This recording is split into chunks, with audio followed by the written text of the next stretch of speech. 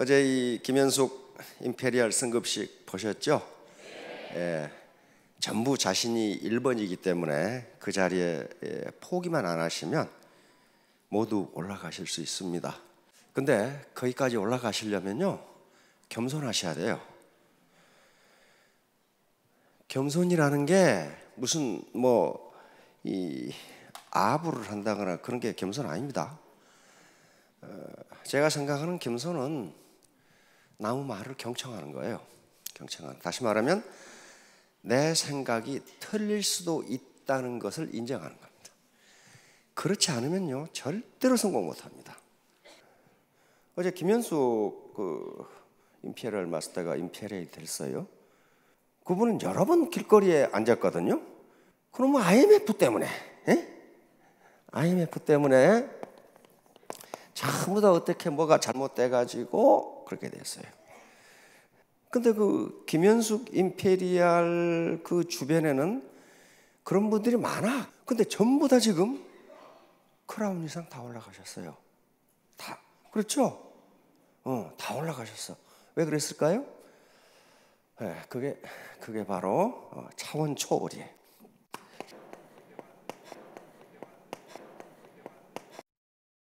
차원 초월, transcend.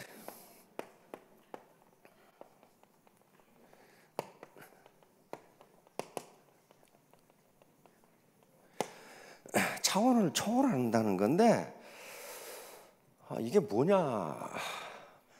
이게 이제 우리 이 박광길 회장이 내년도 사자성어로 채택한 거, 우리 경제연구소에서 채택한 사자성어는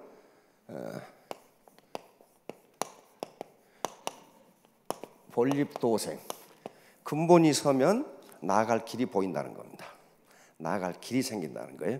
논어 제2장에 있는 말입니다. 제1편 제2장. 그러면 본립도생과 차원 초월은 다른 거냐? 안 그래요. 천만의 말씀이에요. 근본이 서지 않으면 차원 초월이 안 돼요. 예를 들면 기지도 못한 놈이 뛰겠다고 나서면 그러면 어떻게 되겠어? 코 깨지고 이마 아파 깨져. 그렇죠? 근본이 돼야 돼. 근본이 돼야 돼. 그러니까 차원 초월은 다시 말하면 패러다임 시프트예요. 다시 말하면 자기 사고 구조를 완전히 바꿔버리는 거거든요. 그런데 자꾸 과거 캐리어 자랑, 그 다음에 가방끈 자랑하는 것은 패러다임 시프트를 못하는 거예요. 이 사고 구조를 바꿔버려야 돼요. 패러다임은 이렇게 생각하시면 돼요. 사고 구조, 세상을 보는 눈, 이렇게 생각하시면 돼요. 이게 그리스인데요. 그러니까 그걸 바꾸지 않으면 차원 초월이 안 돼요. 그렇게 하지 않으면 애터비 사업에 성공하시기가 힘들어요.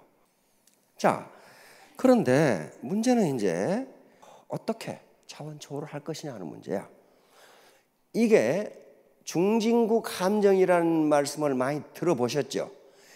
후진국에서 중진 상태에 가는 건 다 빨리 가요. 2차 대전 이후에 100여 개 나라가 중진 상태까지 올라갔다가 중진 상태를 넘지 못하고 바로 꼬그라진 게 거의 100개예요. 그걸 중진 상태를 뚫고 2만 불 이상 소득으로 올라간 나라는 5개 정도밖에 안 돼요. 자, 그런데 이제 문제가 또 생겼어요. 우리가 중진국의 선두까지 그냥 팍 치고 올라갔어. 서구는 그 300년 걸렸어요. 250년이 300년을 산업혁명 이후에. 그런데 우리는 그걸 50년 만에 해내버렸어. 그렇죠? 세계에 유례가 없어요. 유례가 없다고. 그러니까 우리나라 같은 수준에서 경제가 3% 성장하면 뭐라고 부르냐면 경제학자들은 눈부신 성장이라고 그래요. 3% 성장이 무지하게 어려워요. 옛날에 6% 10% 성장하니까 경제가 성장하죠. 성장 못하는 거예요. 그런데 그렇게 혁신, 인노베이션을 이루려면은 차원 초월을 하지 않으면 안 된다니까요. 안 되는 거예요, 그게. 자, 그러면 이제 경제학이 각광을 받는 시대가 됐다가 우리는 그거 가지고 어디까지 올라왔어요? 중진국의 선두까지 올라가 버려요. 근데 이걸 치고 올라가려고 보니까 안 돼. 이게 안 되는 거야. 안 돼. 우리가 2만 불까지 올라오는 데는 엄청나게 빠른 속도로 올라오는데 2만 불에서 3만 불을 돌파하는데 10년이 더 걸려. 안 되는 거야. 이게 안 돼. 왜? 그 차원 가지고는 이제 안 되는 거예요. 그럼 우리만 그런 게 다 그래. 다 그래요. 자, 그래서 미국의 천대 기업, 미국의 천대 기업이면요 굉장한 기업들입니다. 우리처럼 무슨 중소기업 그런 게 아니에요. 미국의 천대 기업의 CEO의 전공을 조사했습니다. 도대체 CEO들은 대학에서 무슨 공부를 했는가? 그런데 미국의 천대 기업의 CEO를 조사해 보니까 경영학을 전공한 CEO는 20%밖에 안 돼요. 20%밖에 안 돼. 나머지는 뭐 했어요, 그럼? 나머지는 인문학을 했어요. 철학, 문학, 종교학, 예술, 음악, 체육 이런 것들을 했다고. 그 말은 무슨 말이에요? 거대한 기업을 뚫고 올라가는 데는 영감, 창의성, 차원 초월이 필요한데, 예를 들면 소로스 펀드, 우리 신사분들 아시죠? 소로스, 조지 소로스. 미국에서 가장 큰 그 펀드거든요. 그 펀드 매니저가 소로스인데 그 사람은 철학 박사예요. 철학자라고. 칼 포퍼라고 하는 세계적인 철학자의 수제자예요. 근데 그 세계 최고의 펀드 매니저예요. 그거 아니면 안 된다는 거예요. 자, 영국의 왕실 있죠. 그 왕자들의 전공을 보시라고. 왕자들의 전공은 경영학, 경제학 그런 거 안 합니다. 문학, 역사, 고고학, 인류학. 왜 그러겠어요? 대영 제국을 이끌어가는 데는 그 영감이 아니면 못 이끌어간다는 거예요. 그 대영 제국을. 그게 차원 초월이에요. 차원 초월. 자, 그래서 그 스티브 잡스가 그 잡스라는 소리를 몇 마디 해놨죠. 스티브 잡스.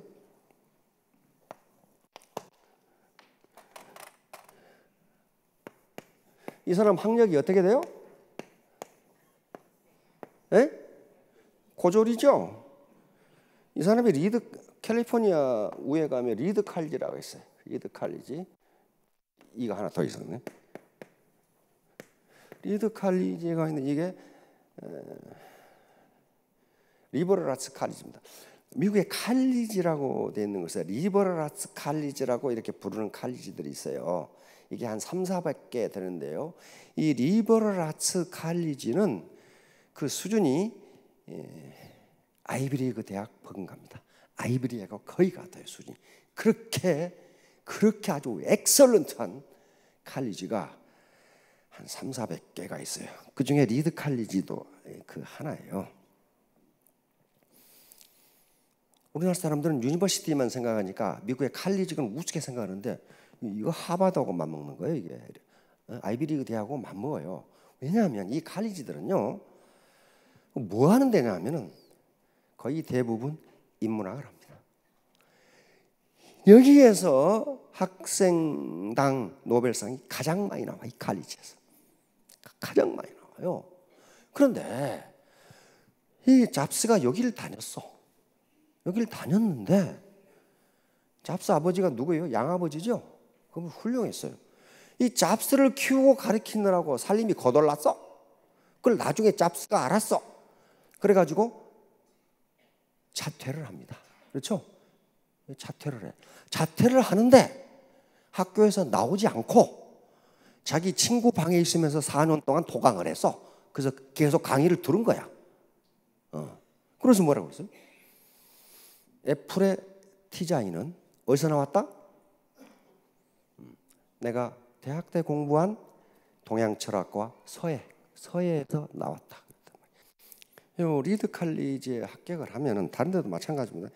이 아티피셜 리버럴 칼리지는 전공이 없어요. 전공이 없고 어떤 대학은 커리큘럼 자체가 없어. 그냥 이놈의 대학이 말이야.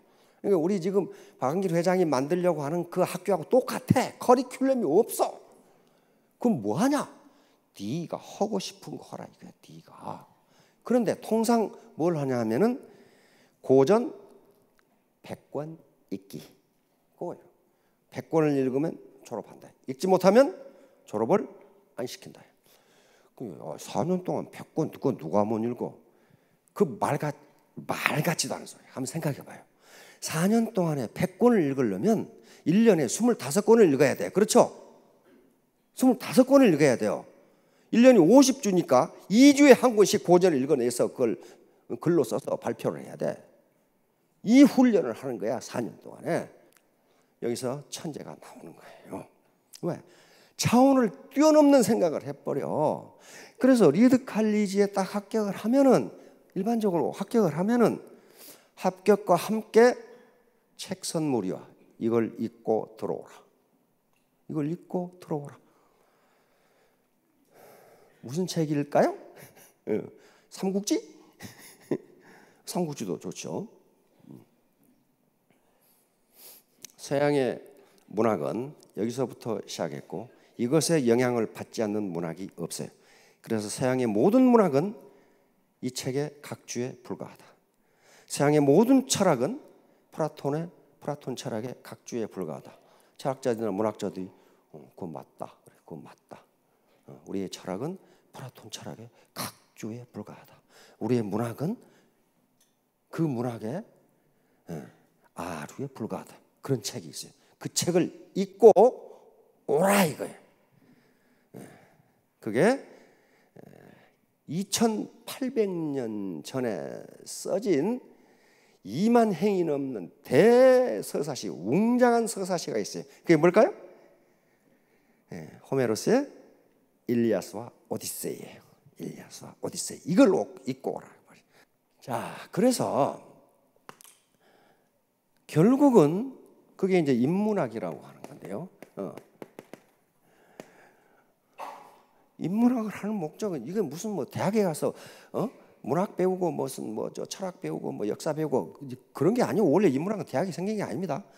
플라톤 아카데미에서 플라톤이 만든 거고 로마 시대에 키케로라는 학자가 만든 거예요.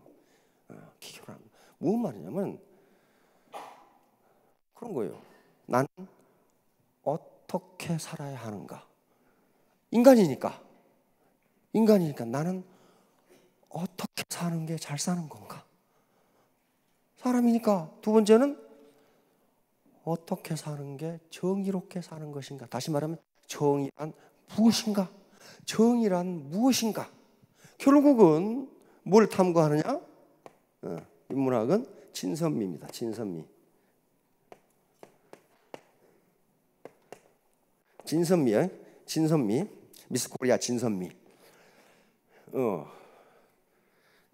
이게 빛나는 눈을 가진 숙녀분. 진선미 중에 뭐가 가장 마음에 드세요? 예, 제 생각은 미예가 진과 선이 들어 있어요. 진리는 아름다운 것이고 선함은 아름다운 거예요. 아름다운. 그러니까 결국 인문학은 뭘 추구한다? 아름다운 삶을 추구하는 거예요. 어떻게 하면 아름답게 살 것이냐. 그럼 아름답게 살 것이냐 그 말은 무슨 말이에요? 어떻게 아름답게 살다가 아름답게 죽을 것이냐. 그 말이에요. 그러니까 특히 이 애터미 사업, 다단계 사업은요 사람 사업입니다. 사람 사업. 어떻게 사람들과 내가 아름답게 어울려서 아름다운 결과를 가져오고 아름답게 이 나라와 사회에 봉사하다가 아름답게 죽을 것이냐. 초인류 기업으로 가려면은 우리 애터미 리더, 애터미 가족이 초인류가 되지 않으면 절대로 초인류로 갈 수 없어요. 그 구성원이 3류, 4류인데 어떻게 그게 초인류가 됩니까? 안 돼요. 그럼 초인류가 된다는 게 뭐냐? 무슨 학력이 좋아야 되냐? 캐리어가 좋아야 돼? 그런 거 아니라고요. 그런 거 아니에요. 나는 어떻게 살 것인가? 그렇죠? 뭐가 정의로운 것인가? 뭐가 정의로운 것인가? 그리고 애터미 사업을 하든 저터미 사업을 하건 뭐가 진선미인가? 뭐가 아름답게 하는 것인가? 이걸 생각하시면 파트너, 스폰서가 싸울 일이 없어요. 싸울 일이 없어. 안 싸우면 성장합니다. 그리고 내가 잘 크지 않는다면 파트너 탓, 스폰서 탓하지 말고 나는 어떤가? 너는 누구냐? 너는 누구냐? 이렇게 돌아보시면 3년 후, 4년 후에 모두 큰 성공을 하실 걸로 믿습니다. 예, 감사합니다. 예.